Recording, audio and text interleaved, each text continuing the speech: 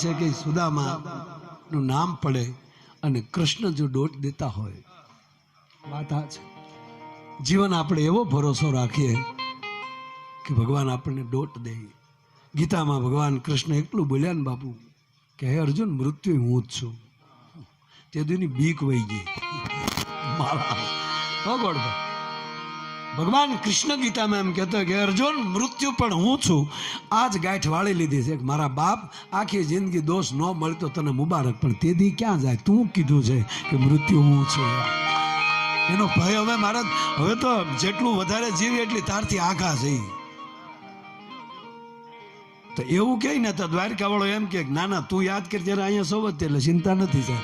અને એમાંય સાથી ઠોકીને કહું, ભાગવતના મંડપમાં તો મારો વાલો હાજર જ હોય, એમાં કોઈ શંકા નથી.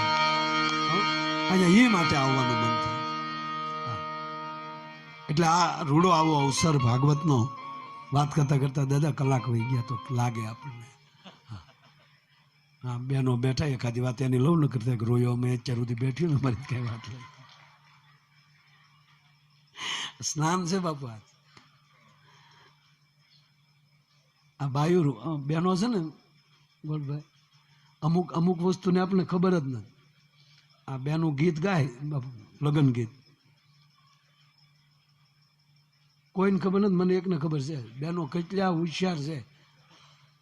ઓલું કે ને મોર તારી સોનાની સાંચ, મોર તારી રૂપાની પાંખ, ત્યાં ગળું જાય એમ નથી. એટલે વાત કરું, બળ કરું તો વયું જાય, પણ પછી વધારે બળ ન કરાય. એટલું મારા નાથે લાજ રાખી દઉં, સ્તુતિ નહોતી થતી બાપુ, પણ આવી ગયા તારું. કારણ કે આ કેદી મળે, દાદા કેદી હાથમાં આવે, એના ચરણોમાં ક્યારે બોલવા મળે. કોઈ પણ નો પરિચય પૂરો થાય ને પછી જ પ્રેમ થઈ શકે બાપુ.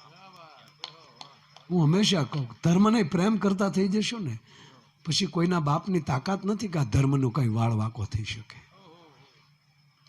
રાણા પ્રતાપે પ્રેમ કર્યો તો એકલિંગજીને, શિવાએ ભવાનીને પ્રેમ કર્યો હતો, શિવાજીએ વલ્લભભાઈ રાષ્ટ્રને પ્રેમ કર્યો હતો. અને આ બધા ભાગવતને પ્રેમ કરી કરીને બેઠા છે.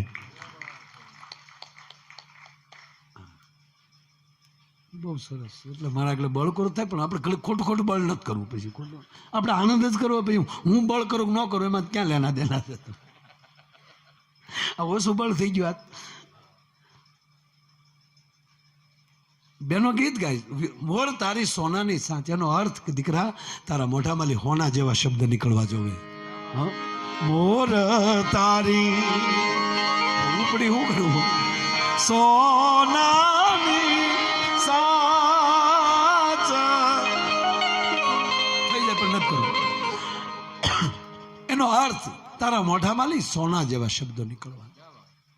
તું કોનું સંતાન, તારા મોઢામાંથી તુકારો ના નીકળવો જોઈએ, અવિવેક ના નીકળવો જોઈએ. અને તારી રૂપાની પાંખ, કઈ હાંખનો પાંખનો છો એ તો છો, તારી ખાનદાની કોણ છે, તું કઈ પાંખનો છો. રૂપાની પાંખ, ઉજળી પાંખનો છો, તારી પાંખમાં ડાઘ ન પડે એવી હાંખનો છોકરો છો. અને આ દેશમાં એક પણ સમાજ બાપુ એવો નથી કે એના પાયામાં ઋષિ ન બેઠો હોય. આ દેશમાં એક પણ સમાજ એવો નથી કે એના પાયાનો ફળિયાનો પાણો ઊંચો કરો ને કે ઇતિહાસ ના નીકળે. એમાં ભીમડો રખે હરે આવી જાય, કોણ બાકી છે આમાં? એટલે દીકરીઓ ગીતમાં કે તારી સોનાની સાથ છે, પાંખ તારી રૂપાની છે. અને તો જે પણવા જાશો ને એ મોતી ચણવા જાશો. હવે હંસલો થઈને રહેજે, કયું હાસું ને કયું ખોટું એ તને ખબર પડવી જોઈએ. કારણ કે મોતી ચણવાનું એટલે તું હંસ થવાનો છો. આ એક જ કડીમાં ભૂકા કાઢને, એની પછીની કડીએ તો ગોબો ઉપાડી લીધું.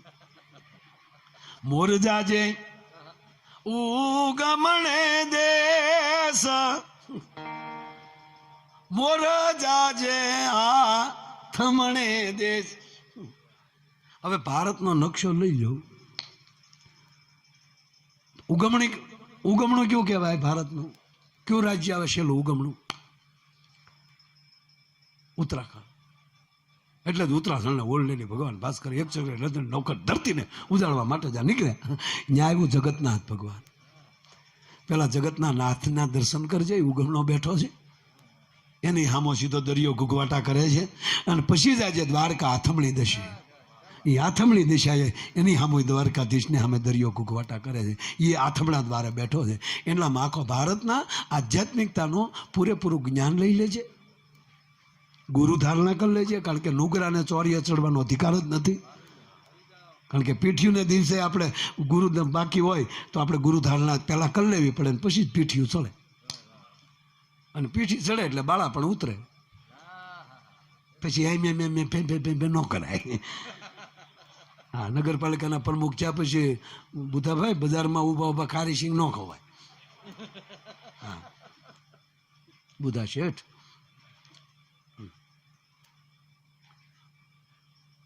એટલે દીકરીઓએ કીધું ઉગમણો જાજે, આથમણો જાજે, વળતા જાજે, પછી વેવાઈને માંડવે જાજે. ઘણા સુધારા કર્યા. વર મોરને ઉગમણો આથમણ મોકલજો ને, વર તું જાય. વર નહીં, ઈ જ તે મોરલો, ઈ જ વર છે. એને મોરનું બિરુદ આપ્યું. કારણ કે ભલે ગરીબ માણસનો દીકરો પણ લગ્ન હોય એટલે મોરમાં જેટલા રંગ એટલા રંગ એનામાં હોય. ચોપારી લેચ્યો, પાવડર લેચ્યો. પણ દાદા મજાની વાત એ છે કે મારી માવીએ ઉગમણું આથમણું જ કીધું, દખણાદું તો કીધું જ નહીં. મોર જાજે દક્ષિણ, મોર જાજે ઉત્તર કીધું જ નહીં. શું કામ? આપણી માવુને ખબર હતી દક્ષિણમાં દીવ આવેલું છે, ત્યાં દીવ આવેલું છે દક્ષિણમાં. ત્યાં મોર જાય કળા પૂરી ના આવે.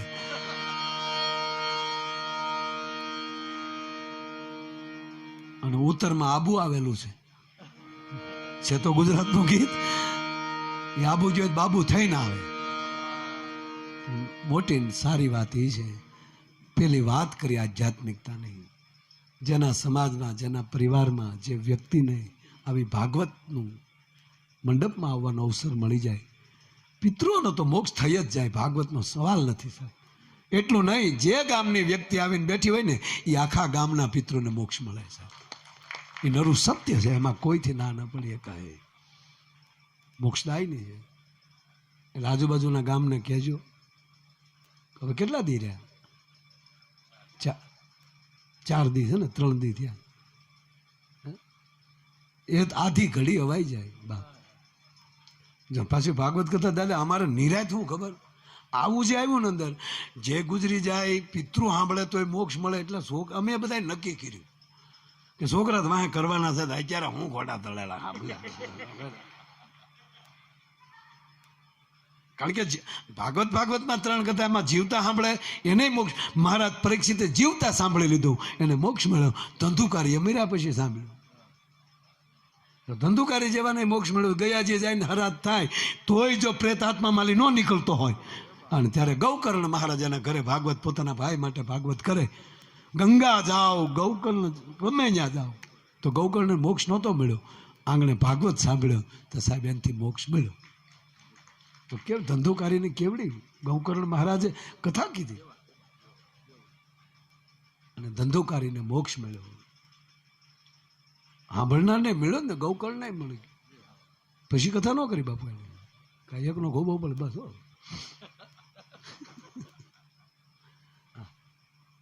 આવો આવો. એટલે અમે દાદા નક્કી કર્યું કે જીવતા સાંભળીએ તો મોક્ષ મળે છે. અને આપણે ક્યાં પરીક્ષિત છે. મેરા પછી છોકરા વાહે કરવાના, પણ સાંભળનારને કહું બેઠકમાં ફેર પડી જાય એ ધ્યાન રાખજો. અત્યારે કથા સાંભળશો તો આવો મંડપ, શરદ દાદા જેવા વક્તા, માથે પંખા, આનંદ કરવાનું. મેરા પછી સાંભળશો તો વાહડાની કાતળીમાં ગળવાનો વારો આવશે. પછી બાઈ વાતો કરે, અમે ભાગવત કરીએ ત્યાં વાહડાની કાતળીઓ ફાટવા મળી, હમાણા નહીં હોય તારા ડોહા. જબા ફાડ નાખે, હું તારી કાતળી ન પાડે. એક ભાઈ કે તમારા દાદાને પિતૃમાં ભેળવ્યા હતા કે નહીં? કે ભેળવવા જો હતા. જીવતા કુટુંબમાં ન ભેળાય, પિતૃ ભળતા છે. એટલે આવો રૂડો ભાગવત છે. હું અહીંયા આવી શક્યો એની મને ખૂબ આનંદ છે. છતાં 1.25 કલાક જેવો તમારી વચ્ચેથી ટાઈમ, એટલે મને આનંદ આવ્યો. હજી બાપુ એક્ઝેક્ટ 5 પહેલાં તો ખરેખર તો 4:30 પહોંચવાનું છે, પણ 5 અડધો કલાક આપણું હાલે એટલે સમયનું ઓલું. અને આપણે દાદાના ચરણોમાં મને બોલવાનો અવસર મળ્યો. કાળદાસ બાપુથી લઈ અને અત્યારે શાંતિરામ બાપુ અમારો પ્રોગ્રામ સાંભળે છે. બધા તો હા શું કહે છે, શાંતિરામ બાપુ અત્યારે શું કરતા છે?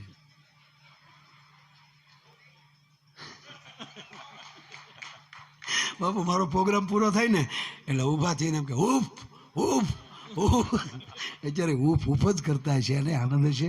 આભાર. અસ્તુ. જય શારામ. જય દ્વારકા.